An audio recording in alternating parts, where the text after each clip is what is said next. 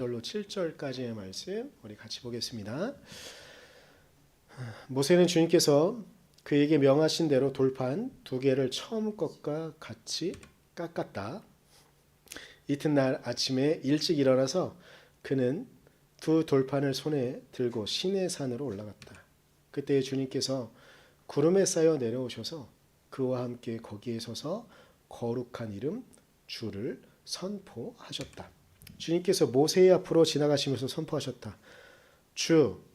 나 주는 자비롭고 은혜로우며 노하기를 더디하고 한결같은 사랑과 진실이 풍성한 하나님이다.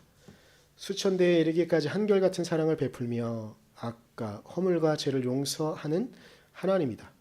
그러나 나는 죄를 벌하지 않은 채 그냥 넘기지는 아니한다. 아버지가 죄를 지으면 본인에게뿐만 아니라 3, 4대 자손에게까지 벌을 내린다. 아멘. 우리가 지난주에 계속 본 말씀들 가운데 저는 한결같은 사랑에 대한 이야기를 오늘 좀 하려고 합니다. 한결같은 사랑이 나온 배경은 이래요. 이스라엘 백성들이 시내산에서 하나님의 놀라운 임재를 경험해요. 그래서 처음에 이들이 주님을 막 경배하고 막 이렇게 해요. 근데 그때 모세가 시내의 광야에 있는 산 중에 가장 높은 산으로 추정되어지는 산으로 올라가요.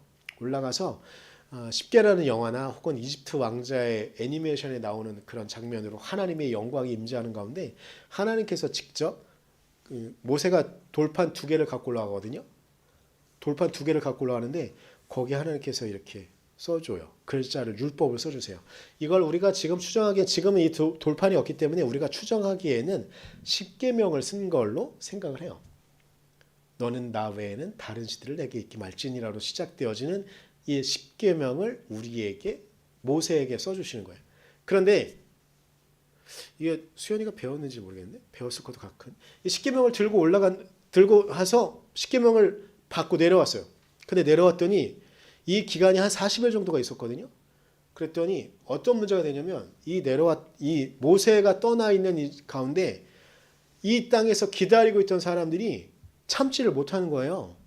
그래서 어떻게 했냐면 이 사람들이 이집트에서 갖고 내려온 금을 모아요. 금을 모으고 이 주물에 넣어요. 그리고 주물이 나와서 모양을 갖고 나오는데 뭐냐면 금송아지의 모양을 갖고 나오게 돼요.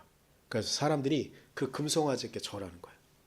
지금도 인도에 가면 길거리에, 저는 가본 적은 없긴 하지만 인도에 가면 길거리에 소들이 정말 많아요. 그리고 이 소들은 사람들이 채찍도 잘 못하거든요. 그리고 길거리에 똥과 오줌을 자기 마음대로 싸대요. 근데 정말 이해가 안 되는 게 있는데 똥은 잘 모르겠는데 오줌을 싸잖아요. 그럼 사람들이 막 쫓아가요. 이게 신성한 거라고 생각하면서 오줌을 받아서 닦는데요. 머리에 막 이렇게 하고 얼굴에 너무 지저분하죠.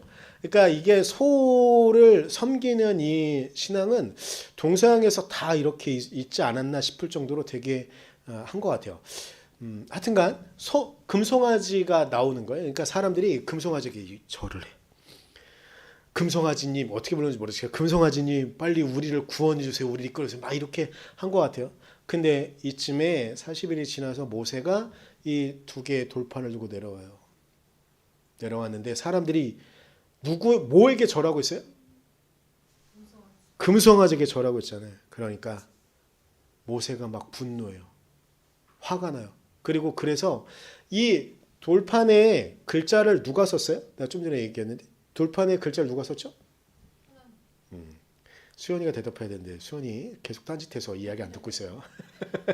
하나님이 그 돌판에 글을 직접 쓰셨는데 이게 원래 그러면 거룩한 거잖아요. 근데 모세가 너무 화가 나서 그래서 이 돌판을 깨트리고 이 사람을 막 벌하고 막 해요. 여러 가지 이야기들이 뒤에 얘기를 해야 되니까 이후에 그러면 하나님께서 써주시는 율법이 없잖아요. 그래서 모세가 다시 산에 올라가요. 산에 올라가서 하나님께 근데 그때 하나님이 되게 분노하세요.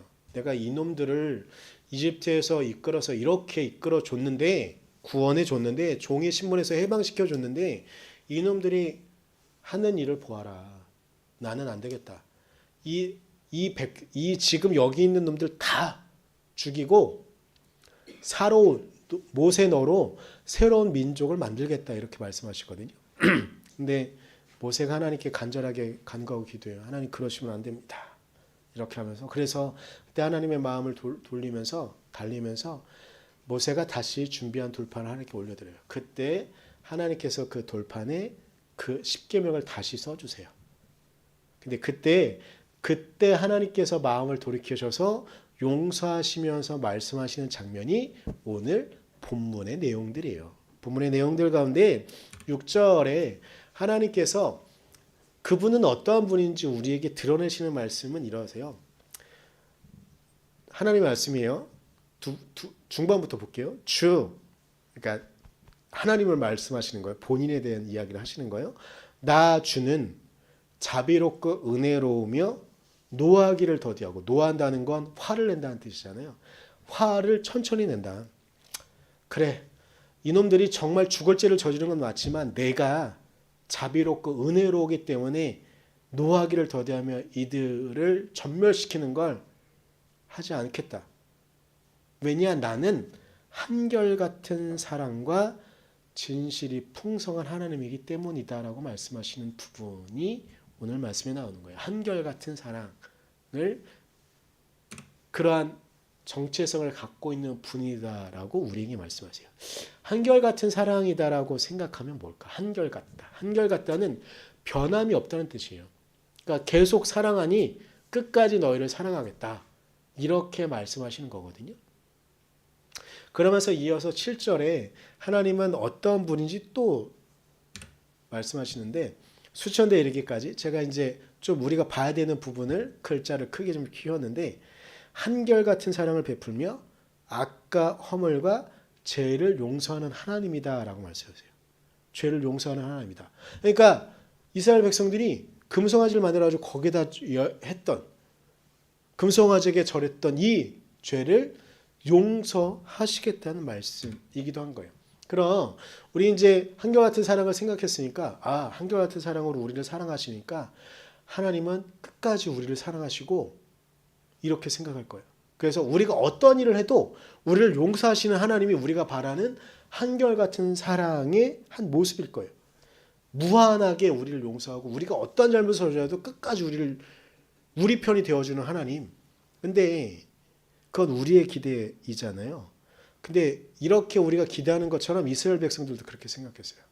그래서 이스라엘 백성들의 지금도 유대인들이 갖고 있는 특이한 사고 방식인데 뭐냐면 이걸 시오니즘이라고 이야기하는데 하나님께서 시온 성에 예루살렘 성을 시온이란 지방이 예루살렘 성을 짓게 하셨으니 이 예루살렘 성전이 있는 한은 우리를 끝까지 용서하시고 끝까지 우리 편이 되어줄 것이다 라고 기대하게 돼요.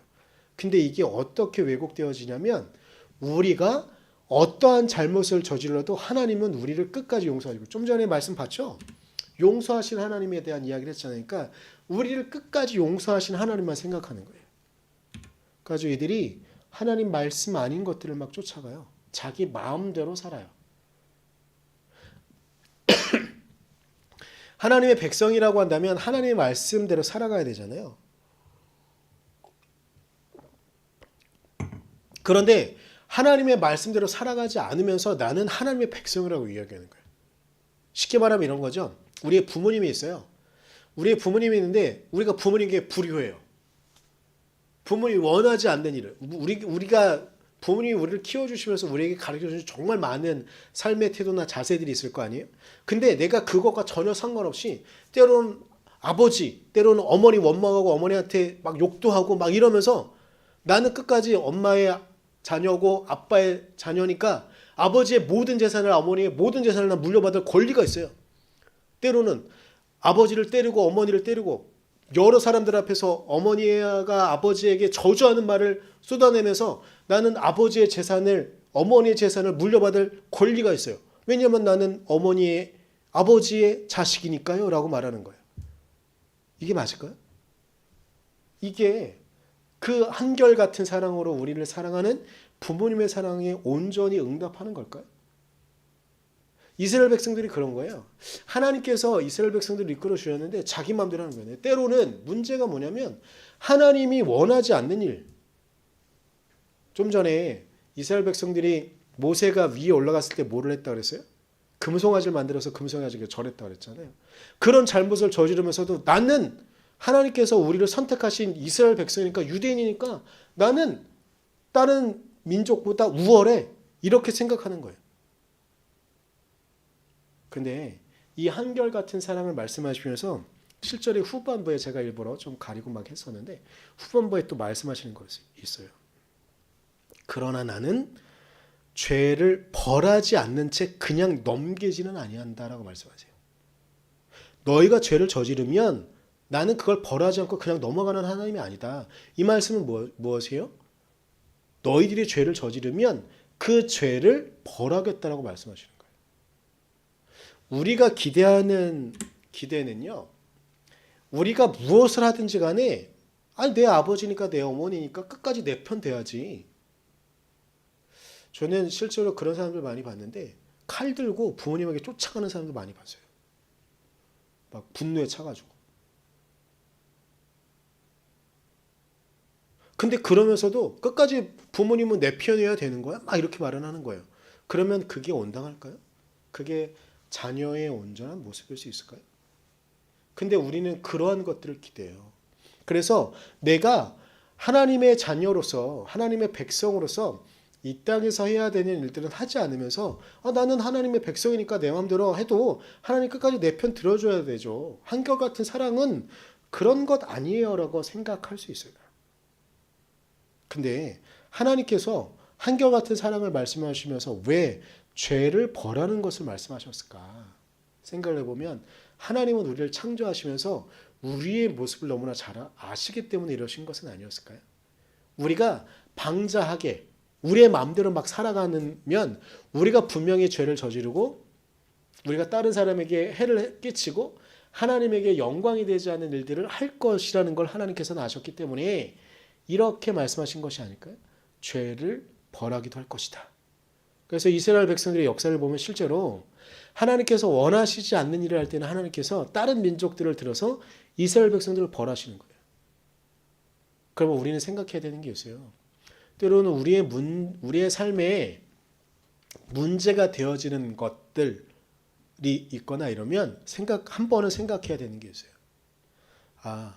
혹시 하나님께서 우리의 모습들을 보시면서 문제가 있는 것들을 정비하라고 이러한 고난과 어려움을 주시는 것은 아닐까 생각을 해야 되는 거예요. 다시 이스라엘 백성들에 대한 얘기를 좀 계속 좀 한번 해볼게요. 이스라엘 백성들이 지금도 여전히 갖고 있는 시오니즘의 기반에서요. 그들은 지금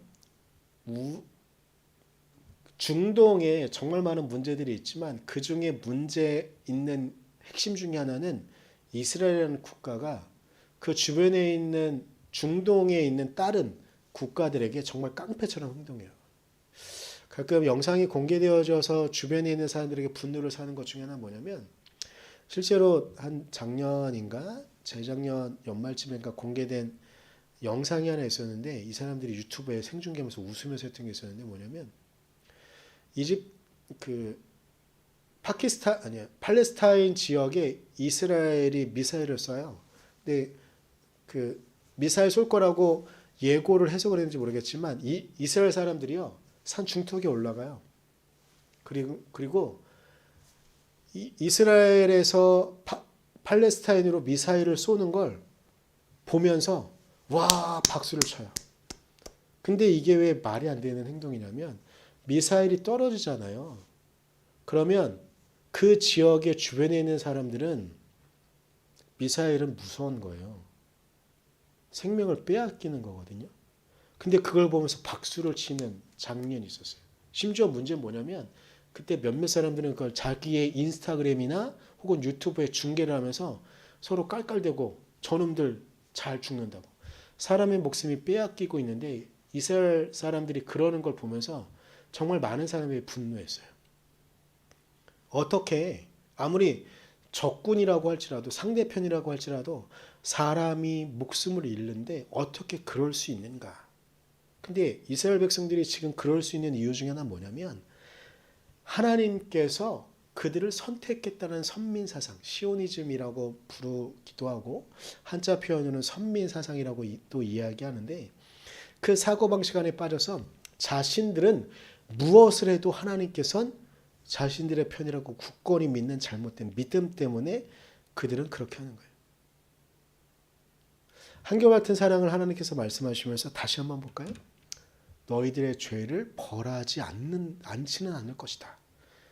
이 죄를 하나님께서 분명히 벌하실 것이라고 말씀하시는 거예요.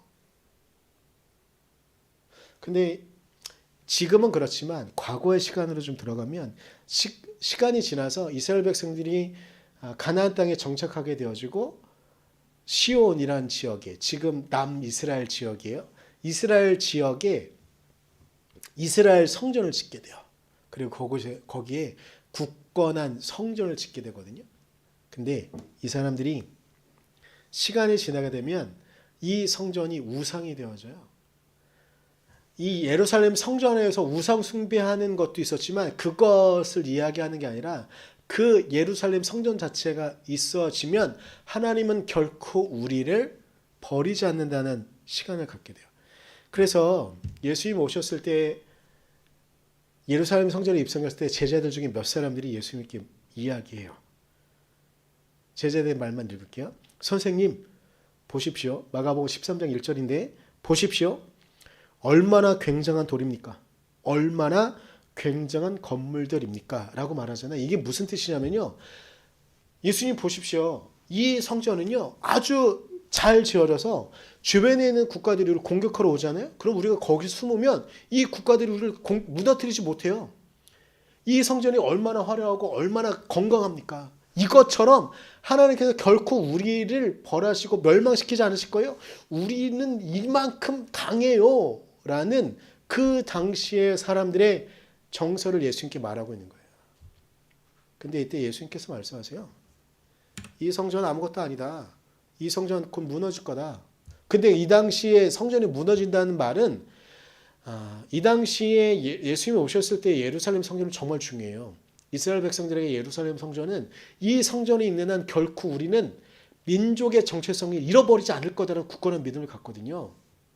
근데 예수님이 돌아가시고 주후 70년쯤이 되면 예루살렘 성전이 완전히 무너지게 돼요. 그러니까 이 이스라엘 백성들은 놀란 거예요. 이 성은 절대 무너지지 않을 성인데. 근데 실제로도 예루살렘 성전은 수백 년 동안 나라가 멸망하더라도 예루살렘 성전이 무너진 적은 없었거든요. 그 정도로 견고하게 잘 만든 성이기 때문에 이스라엘 백성들이 그러한 생각을 할 수 있었던 거예요. 하지만 예수님 주후 70년경에 로마가 침공했을 때 로마의 힘에 의해서 결국은 예루살렘 성전이 무너져요. 어찌 보면 하나님께서 벌하신 거예요. 그런데 우리도 한번 생각해야 되는 게 있어요. 예루살렘 성전이 이들에게 왜 중요했냐면 눈에 보였거든요.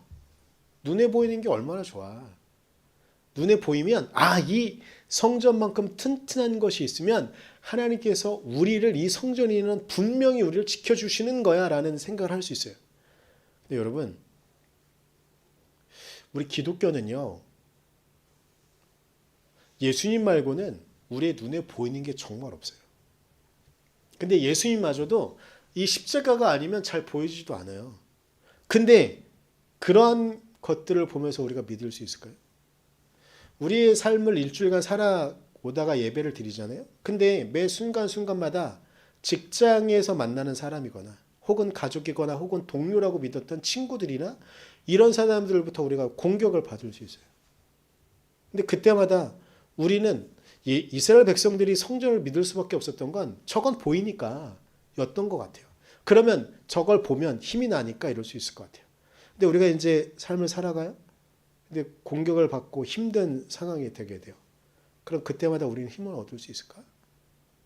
예수님이란 분이 그때마다 우리에게 떠오를까요? 그리고 그때마다 주님께서 우리를 지켜주신다는 믿음이 계속 생길 수 있을까요? 눈에 보이지 않는데. 그렇기 때문에 어찌 보면 이스라엘 백성들이 예루살렘 성전을 의지하고 성전을 의지하고 회막을 의지할 수 있었던 것도 같아요. 그런데 우리의 믿음은 거기에 매여 있지 않습니다. 우리의 믿음은 이제 눈에 보이는 것이 아니라 우리의 마음 안에서 우리를 늘 이끌어 주시는 주님의 은혜를 따라가는 그 믿음이 우리를 지켜주는 겁니다. 하나님께서 말씀하셨어요. 한결같은 사랑으로 너희를 용서하고 안아주고 이끌어 주겠다. 물론 너희가 잘못했을 때 내가 너희를 벌하기도 하긴 하겠지만 그럼에도 불구하고 이 벌하는 것마저도 이 한결같은 사랑 안에 너희를 품고 안고 이끌어가는 그 과정 중에 하나라고 우리에게 말씀하시는 것이죠. 저는 그 사랑이 우리를 이끌어 주신다고 믿습니다. 때로는 우리의 삶이 너무 힘들고 어려워서 정말 주님께서 우리를 이끌어 주시는 것이 맞습니까? 라는 생각이 들 때도 있겠지만 그때에도 하나님은 분명한 사실은 우리를 한결같은 사랑으로 이끌어 주신다는 것이, 그리고 그 사랑으로 우리를 결코 버리지 않고 우리를 이끌어 주신다는 그 사랑이 있음을 우리가 믿고 나아가야 하는 것인 것 같습니다. 우리 시간에 우리 어제 했던 찬양이에요. 수연아, 오시시 하신 줄 알 거야. 이 찬양 할 텐데요. 정말 이 찬양의 가사는 그래요. 하나님 한 번도 나를 실망시킨 적 없으시고 언제나 공평과 은혜로 나를 지키셨네라고 고백해요. 이 고백이 우리의 삶을 이끌어 가시는 그 하나님의 은혜인 줄 믿습니다. 우리 같이 이 찬양 고백하고 기도할 텐데, 주님 정말 주님의 사랑으로 우리를 이끌어 주십시오. 또한 이끌어 주셔서 감사합니다. 기도 같이 찬양 드리고 기도하도록 하겠습니다. 하나님 한 번도 나를 실망시킨 적 없으시고 언제나 공평과 은혜로 나를 지키셨네. 지나온 모든 세월들 돌아보아도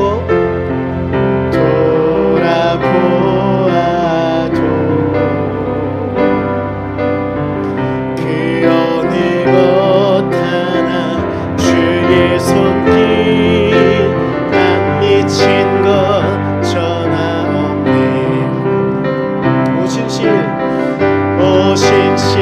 오신실하신 주,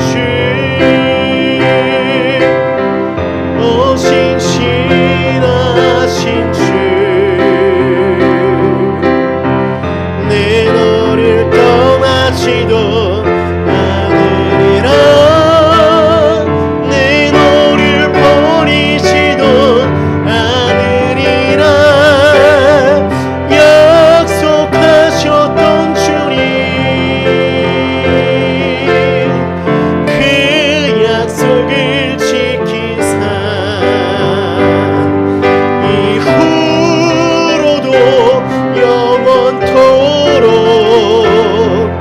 나를 지키시리라 확신하네. 오신실하신 주, 오신실하신 주,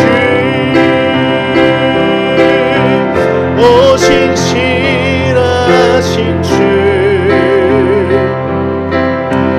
내 너를 떠나지도 않으리라.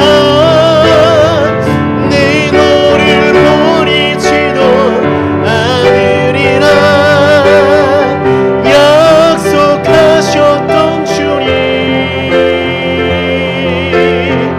그 약속을 지키사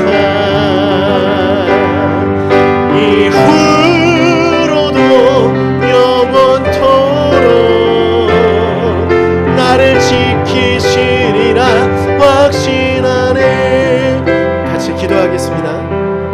주님, 주님의 은혜, 주님의 사랑이 우리를 이끌어 주시고 우리를 하나님의 은혜 가운데 보호하여 주셨음을 믿습니다.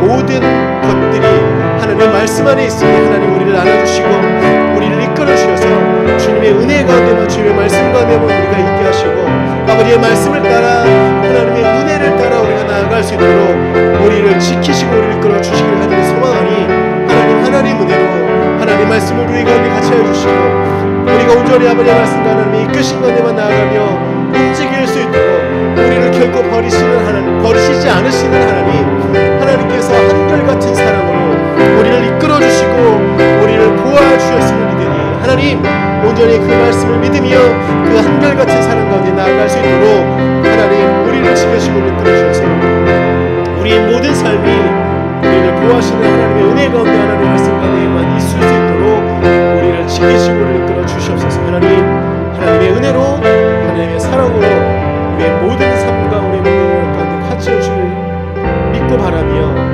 우리를 이끌어 주시옵소서.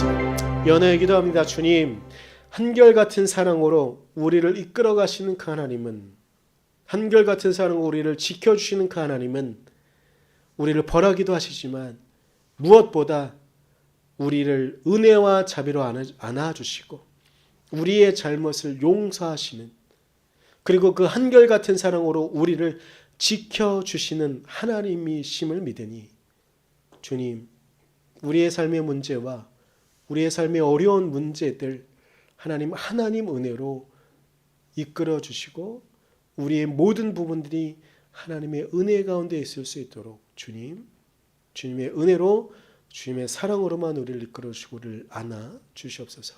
하나님께서 그렇게 우리의 모든 것들을 이끌어 주시는 줄 믿습니다.